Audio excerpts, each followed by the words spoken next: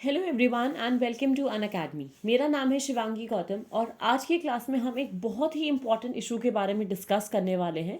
समेत शिखर जी का इशू क्यों ये न्यूज़ में है, कहाँ पे लोकेटेड है समेत शिखर जी, क्या क्या इसके पिवटल पॉइंट्स हैं from the view point of polity, environment, culture, इसका सिग्निफिकेंस क्या है और क्यों जैन कम्युनिटी इस पर्टिकुलर इशू को लेके, इस पर्टिकुलर मंदिर को लेके, पहाड़ को लेके इतना प्रोटेस्ट कर रही है। क्या व्यू पॉइंट है भारत सरकार का, स्पेसिफिकली इन्वायरमेंट मिनिस्ट्री का, और क्या व्यू पॉइंट है झारखंड गवर्नमेंट का with respect to the issue. दोनों पे ही हम फोकस करेंगे आज। सबसे पहला पार्ट जो हम आज के क्लास में देखेंगे वो ये होगा कि समेत शिखर जी जो पीक है ये लोकेटेड कहाँ पे है और ये जो पूरा का पूरा इशू चल रहा है किस पर्टिकुलर कॉन्टेक्स्ट में चल रहा है।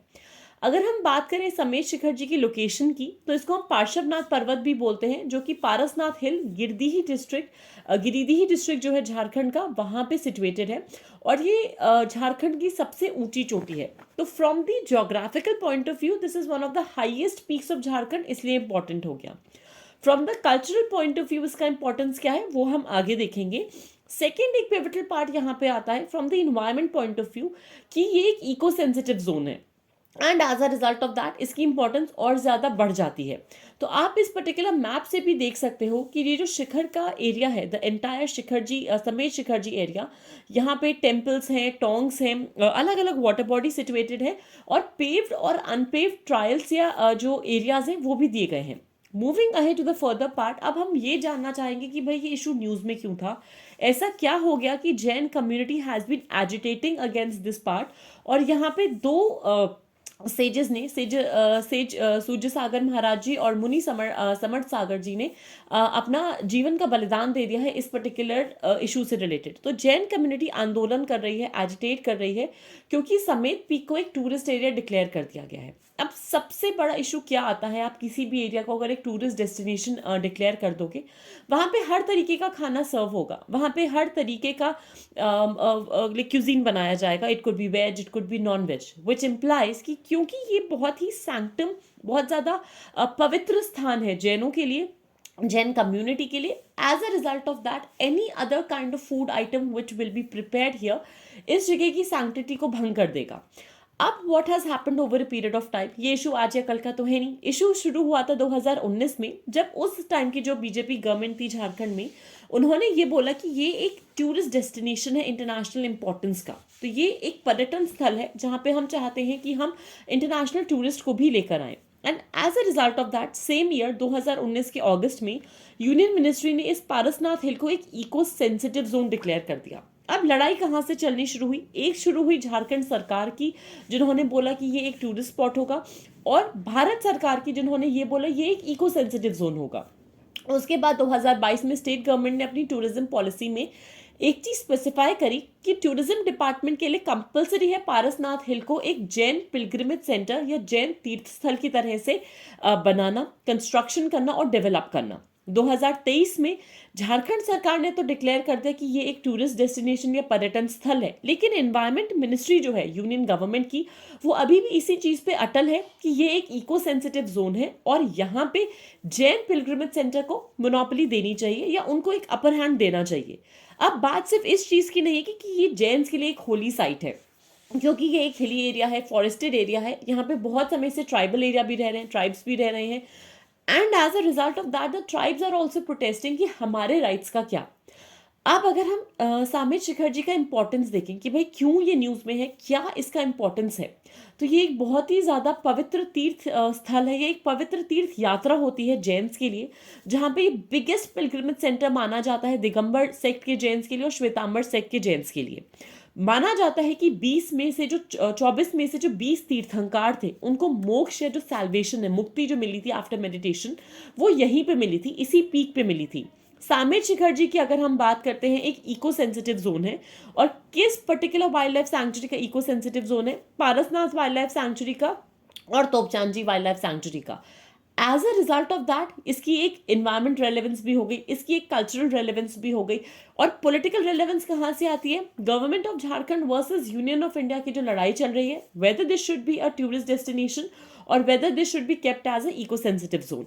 अब यहां से अगर हम आगे बढ़ें, सबसे इंपॉर्टेंट फैक्टर जो जानने का है कि भाई होते क्या है इको सेंसिटिव जोन।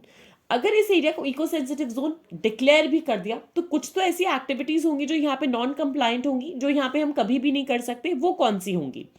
तो प्रोटेक्टेड एरिया जहाँ पे शहरीकरण यानी अर्बनाइजेशन प्रोहिबिटेड होती है, बाकी की जितनी भी विकासात्मक गतिविधियां होती हैं, डेवलपमेंटल एक्टिविटीज हैं, वो भी प्रोहिबिटेड होती हैं, उसको हम इको सेंसिटिव जोन बोलते हैं।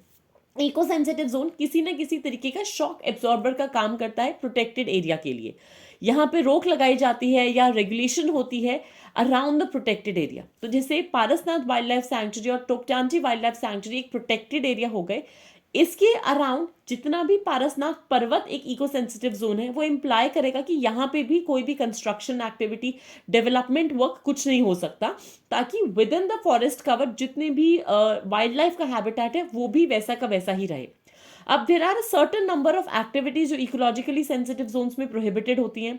अच्छा, फ्रॉम द मैप गिवन आप देख सकते हो कि कौन से इको सेंसिटिव जोन्स हैं हिंदुस्तान में, और उससे आपको एक क्लैरिटी मिल जाएगी। जैसे हमारे पास ओखला बर्ड सैंक्चुरी है, हमारे पास सुल्तानपुर नेशनल बर्ड सैंक्चुरी है, the Karnal bird sanctuary, Bandipur national park tiger reserve है, पुलिकट बर्ड सैंक्चुरी है, वेस्टर्न घाट्स है, सुंदरबंस है। ये सारे के सारे हमारे प्रोहिबिटेड एक्टिविटी जोन्स में आते हैं, हमारे जो इकोलॉजिकली सेंसिटिव जोन्स है उसमें आते हैं। हर ESZ में सर्टन एक्टिविटीज आर प्रोहिबिटेड। कौन सी ऐसी एक्टिविटीज हैं जो प्रोहिबिटेड है? कमर्शियल माइनिंग यानी वाणिज्यिक खनन बंद है, इलीगल ट्री फेलिंग अलाउड नहीं है, setting up of a major hydro electric project and saw mills, आरा मिलों पर रोक है, कमर्शियल यूज ऑफ फायरवुड जो लकड़ी है, या प्रोडक्शन ऑफ हिजार्डस सब्सटेंसेस खतरनाक पदार्थ, इन सब पे किसी न किसी तरीके का प्रोहिबिशन है। इसी के साथ साथ टूरिज्म रिलेटेड एक्टिविटी जैसे like flying over the national park by aircraft, hot air balloon, discharge of effluents and solid waste, जो भी अपशिष्ट या ठोस अपशिष्ट का निर्वहन होता है, ये सब कुछ प्रोहिबिटेड है। और ये इसीलिए अपने आप में ना एक बहुत प्रोमिनेंट साइट बन जाता है कि अगर टूरिस्ट डेस्टिनेशन इसको बना दिया गया तो वहाँ पे किसी ना किसी तरीके से गंदगी होगी, लोग फ्लाई करना चाहेंगे, लोगों को सफारी राइड्स वगैरह चाहिए होंगे। दूसरा चीज़, क्योंकि ये एक पिलग्रिमेज साइट है तो भी लोगों को वहां पे क्लेनलीनेस को मेंटेन करना पड़ेगा, बिकॉज इसका एक बहुत पवित्र स्थान है जैनों के लिए। अब इस पूरे के पूरे इशू में, इस पूरे के पूरे एजिटेशन में, what is the directive of the central government? Jharkhand government ने तो अपनी तरफ से ये चीज क्लियर कर दी कि भाई हमारे लिए तो ये एक टूरिस्ट स्पॉट रहने वाला है, लेकिन हाँ, हम इसको एक जैन पिलग्रिमेज सेंटर की तरह डेवलप करेंगे। यहाँ पे सेंट्रल गवर्नमेंट से बहुत सारे जैन कम्युनिटी के लोग मिले और सेंट्रल गवर्नमेंट ने ये बोला कि जितनी भी पर्यटन गतिविधियां हैं, जितनी भी टूरिस्ट या टूरिज्म एक्टिविटीज हैं, उन सब पे रोक लगाई जाएगी at the summit Shikhar ji peak in Jharkhand. और एनवायरमेंट मिनिस्ट्री ने डायरेक्शन दी झारखंड गवर्नमेंट को कि आप सारे के सारे नेसेसरी मेजर्स लीजिए ताकि आप इस जगह की सैंक्टिटी को, पवित्रता को प्रोटेक्ट कर पाए। मेरे एंड से आज के क्लास में बस इतना ही। Stay tune for more at Unacademy. Like this video, share it as much as you can, and subscribe to the Unacademy UPSC channel. Thank you so much and have a fantastic day everyone.